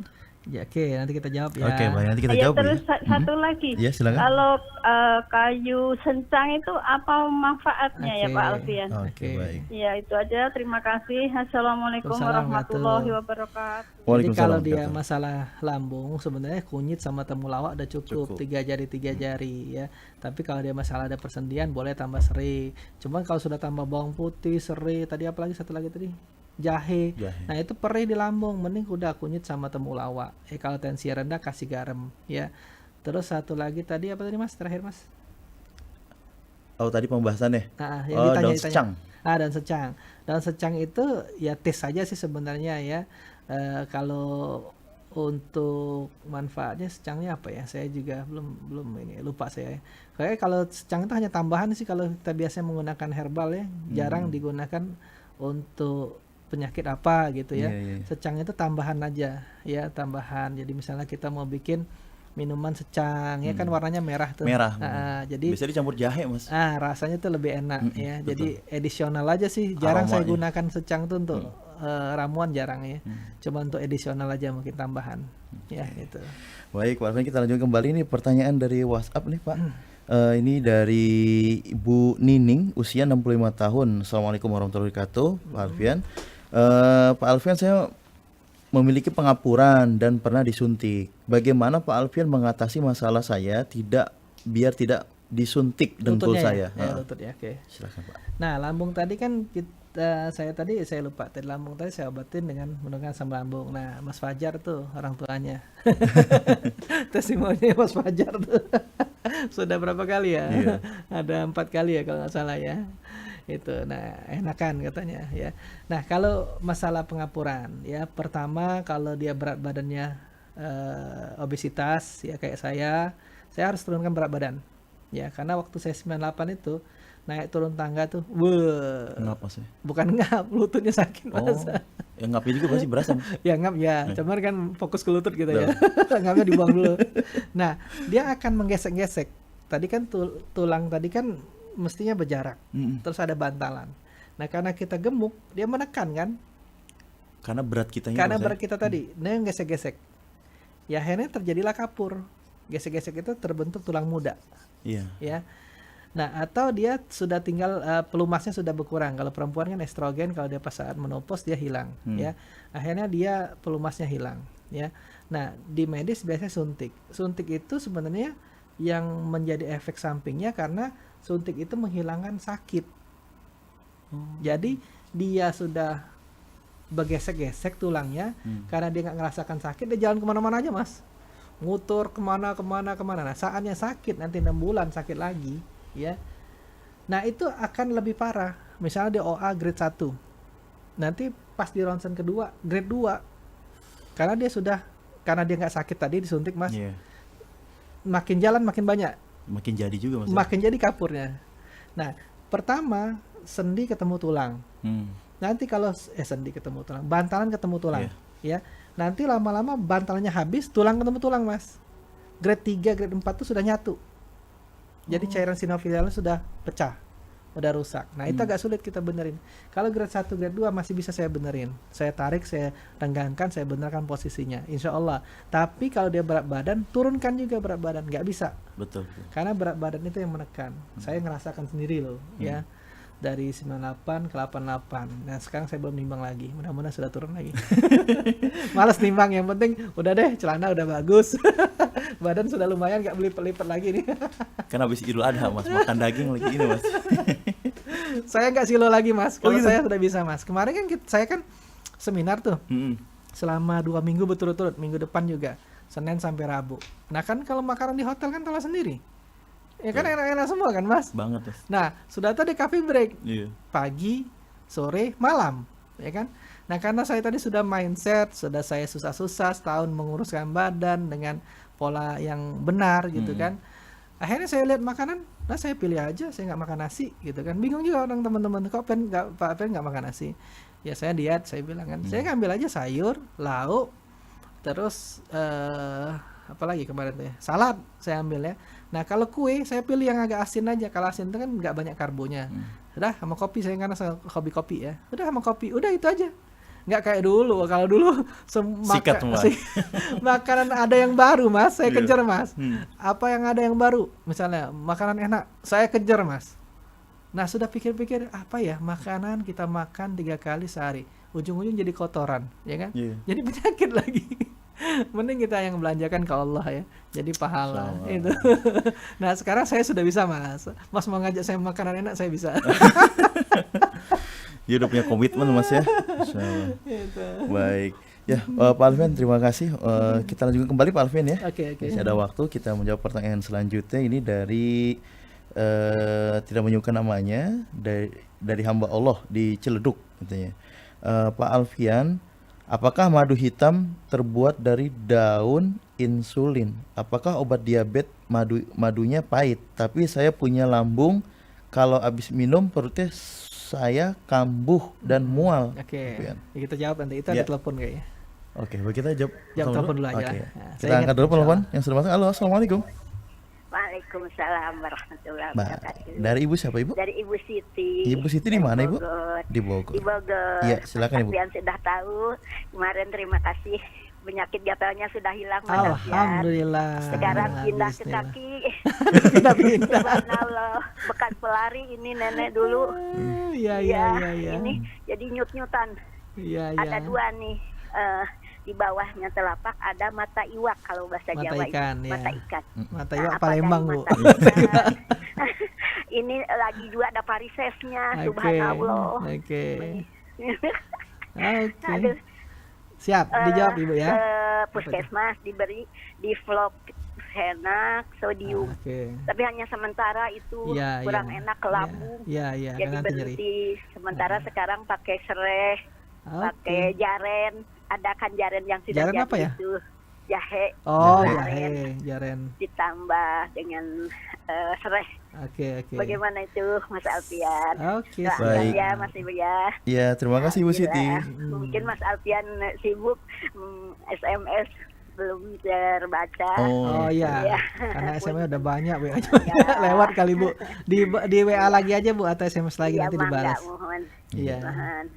Ya, terima kasih Ibu Siti. Terima kasih ya. Ya, sama-sama. Nuhun pisan. Ya. Semoga sehat semuanya. Amin. Assalamualaikum Waalaikumsalam warahmatullahi wabarakatuh. Jadi sudah sembuh yang tangannya tadi ya. Sekarang keluhan lain lagi. Pindah keluhannya ya. Alhamdulillah, yang penting sudah sembuh dulu ya. Nah tadi keluhan Ibu ada mata ikan sama varises. Ya sebenarnya kalau varises sama mata ikan ini satu kesatuan, bisa kita terapi dengan lintah ya. Karena varises itu katupnya itu tersumbat. Akhirnya dia membuat kayak jaring laba-laba Mas, biru ya. Karena dia katup ke atas tuh ketutup, jadi dia kemana-mana. Saat cari jalan, akhirnya biru. Akhirnya ngelembung kayak balon. Nah tapi kalau yang ngelembungnya itu nggak bisa kita perbaikin lagi karena sudah jadi lebar ya. Tapi untuk melancarkan aliran darahnya bisa ya, terapi lintah itu cocok. Mata ikan juga cocok ya. Saya sudah banyak pasien saya mata ikan, sampai malah yang sudah jadi baal Mas, kapalan kayak itu Mas. Ya kapalnya berkurang alhamdulillah. Nah solusinya sih terapi lintah. Kalau herbal untuk varises ya paling melancarkan aliran darah ya, bawang putih, terus jahe boleh ya, tapi tambah kunyit ya kalau di jahe ya. Terus untuk mata ikan nih banyak ke apa ya, vitamin B ya, karena dia untuk kulitnya supaya nggak kasar ya, itu bisa sih vitamin E, vitamin B ya. Nah tapi kalau saya biasanya terapi lintah cepet sih hasilnya ya, karena sudah banyak pengalaman ya. Itu Ibu mungkin. Nah alhamdulillah tadi Ibu sudah testimoni ya. Nah terus yang Bapak tadi yang madu hitam pahit ya otomatis pasti ke lambung Mas, itu makanya banyak orang nggak tahu. Makanya kalau kita nggak tahu jangan kita coba bagi yang kadang-kadang kita kan dengar pakai ini kita ikut, kita pakai ini kita ikut. Nah belum tentu kita sama dengan orang yang keluhan tersebut ya. Kita punya lambung, punya ma. Nah madu hitam pahit itu adalah madu yang dikasih sambiloto. Nah Mas Anies aja tahu sambiloto itu perih ke lambung. Nah saya tadi kan udah jawab kenapa ada kunyit. Nah gitu. Jadi kalau Bapak mau minum madu hitam pahit sudah campur kunyit. Kalau mau minum dulu air kunyit ya, baru minum itu ya. Itu jadi madu hitam pahit itu sebenarnya tambahan sambiloto ya. Jadi pahitnya itu sambiloto, jadi bukan madunya yang pahit. Kalau madunya yang pahit itu kuning biasanya. Di kampung tuh ada Mas, di kampungnya Ustaz Agus, yang kampungnya saya yang punya pesantren, yang saya di Sukabumi pesantren saya. Nah itu ada, dia ngambil dari hutan pahit. Oh asli ya? Asli, jadi memang dia dari bunga yang pahit. Tapi ya nggak banyak gitu. Nah dia warnanya kuning ya, kayak madu biasa, malah kuningnya tuh kuning kayak minyak Mas. Itu pahit itu. Nah kalau madu hitam pahit hitam pasti dia, karena dicampur sambiloto. Larinya ke lambung. Ya udah jawabannya itu.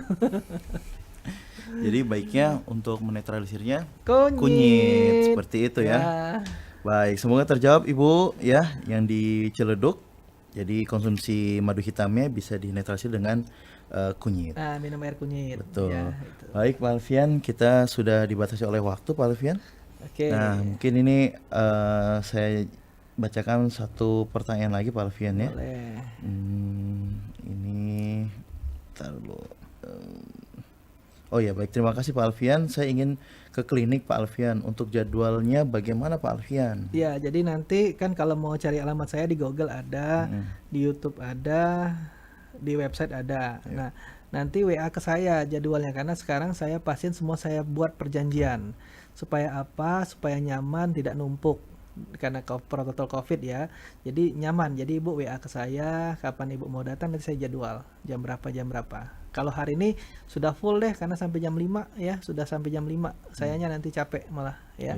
Kalau besok pagi boleh deh, besok pagi itu sudah ada berapa orang tadi? Kayaknya 8 apa 9. Karena saya 10 orang, nggak banyak-banyak lagi. Jadi dijadwalin kalau memang pasien itu 10 orang. Kalau nggak salah kemarin itu masih 8 ya kalau untuk besok ya. Kalau untuk Senin Jumatnya? Senin, Selasa, Rabu saya ada seminar. Ya ada seminar, jadi nggak bisa. Mungkin nanti ketemu, Kamis ada rapat lagi ya. Nanti di WA aja deh. Sabtu nanti Ahad kita, ya nanti kita jadwalin. Oke baik Pak Alfian, ini ada satu pertanyaan, cuman dia ada 2 lagi bercabang nih Mas. Ini dari Ibu dari Abul Fatih. Assalamualaikum warahmatullahi wabarakatuh Pak Alfian. Ada 2 yang ingin saya tanyakan. Pertama, kulit saya sensitif, gatal-gatal dalam kurun waktu lama, bertahun-tahun, padahal sudah terbiasa hidup bersih. Adakah kaitan dengan penyakit dalam? Apa terapi herbalnya? Yang kedua, anak saya kelas 3 SMP, belakangan ini sering jalan berdiri miring. Apa terapinya Pak Alfian? Oke, jadi kalau dia kulit yang bermasalah itu kemungkinan alergi. Ya alergi itu kan lebay ya. Alergi itu lebay karena kasus hipersensitivitas ya. Jelas ada biduran, kadang gatal-gatal ya. Terus pantangin makan ya. Biasanya protein yang kuning telur itu yang kadang-kadang jadi problem ya. Nah tadi sudah saya sebutkan antihistamin dari herbal itu air kelapa, alpukat, daun alpukat sama daun ciplukan ya. Itu gunakan bisa. Nah terus kalau dia miring, yang anaknya tadi miring, itu kemungkinan ada masalah tulang belakang. Udah jelas ya. Kalau nggak dia skoliosis, letter S atau dia C ya. Nah tergantung kita lihat ya, kalau miring ke kiri berarti dia bengkoknya ke kiri, ya bendingnya ke kiri. Kalau dia ke kanan dia bendingnya ke kanan. Nah kita lihat torakalnya atau lumbalnya.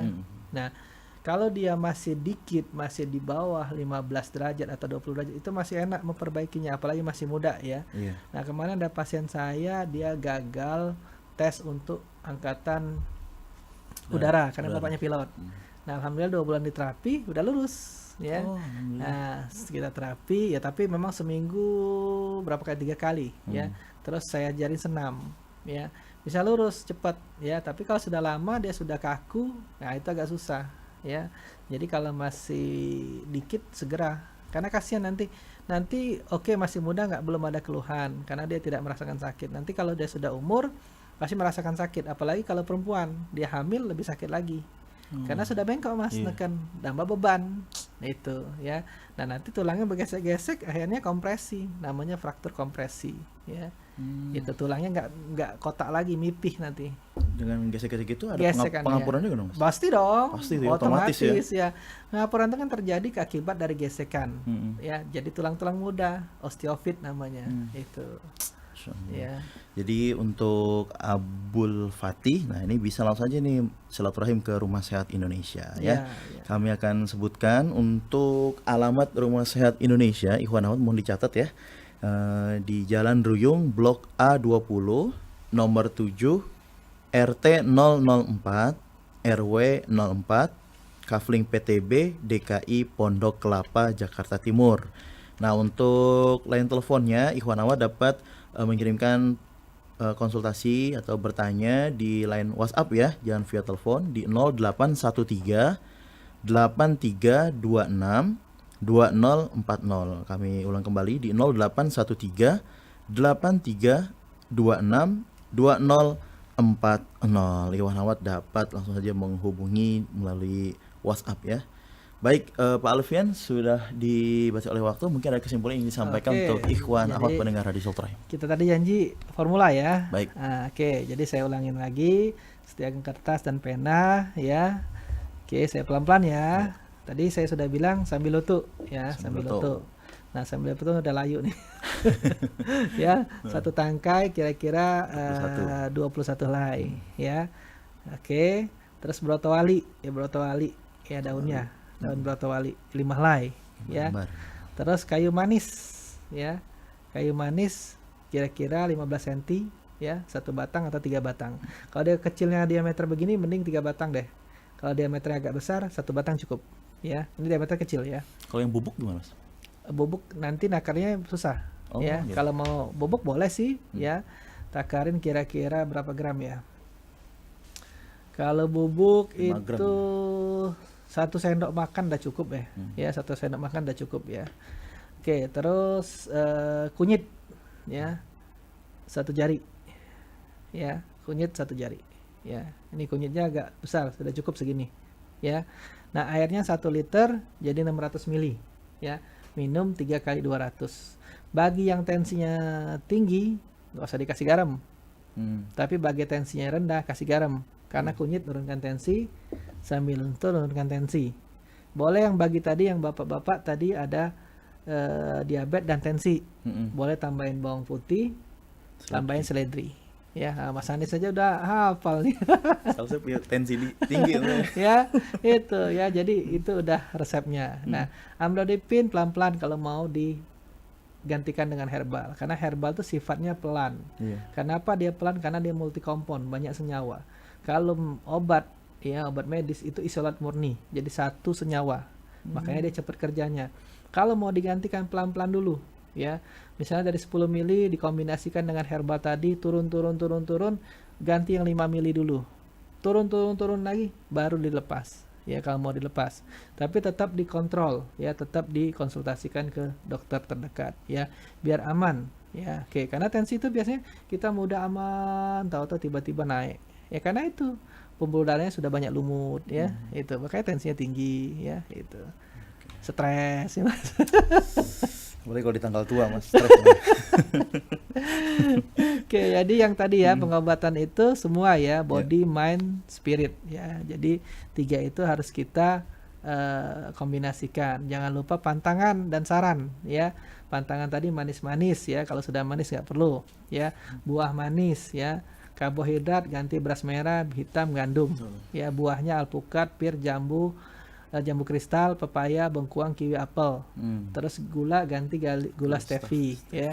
Terus kalau mau makan ya protein aja, lebih aman ya, hindari stres. Oke, itu aja Kak Dimas. Oke, baik. Terima kasih Pak Alfian Sama-sama, atas Mas penyampaiannya di pagi menjelang siang hari ini. Semoga bermanfaat bagi kita semua, Pak Alfian, dan mudah-mudahan kita selalu menjaga kesehatan ya. Baik, ikhwan akhwat para pendengar Radio Silaturahim yang dirahmati Allah Subhanahu wa taala, demikian acara kita di Kesehatan Islami di pagi menjelang siang hari ini. Semoga bermanfaat dan selalu kita doakan semoga Pak Alfian selalu diberikan kesehatan oleh Allah Subhanahu wa taala. Amin. Amin. Allahumma amin. Akhir kata, saya Muhammad Anis Mualim dan juga kru Hasil yang bertugas di pagi hari ini. Ada Neza di kameramen dan juga switcher, dan juga ada Fajar di meja operator. Mohon undur diri dari ruang dengar Anda. Subhanakallahumma wa bihamdika asyhadu an la ilaha illa anta astaghfiruka wa atubu ilaik. Wa taufiq wal hidayah. Wassalamualaikum warahmatullahi wabarakatuh.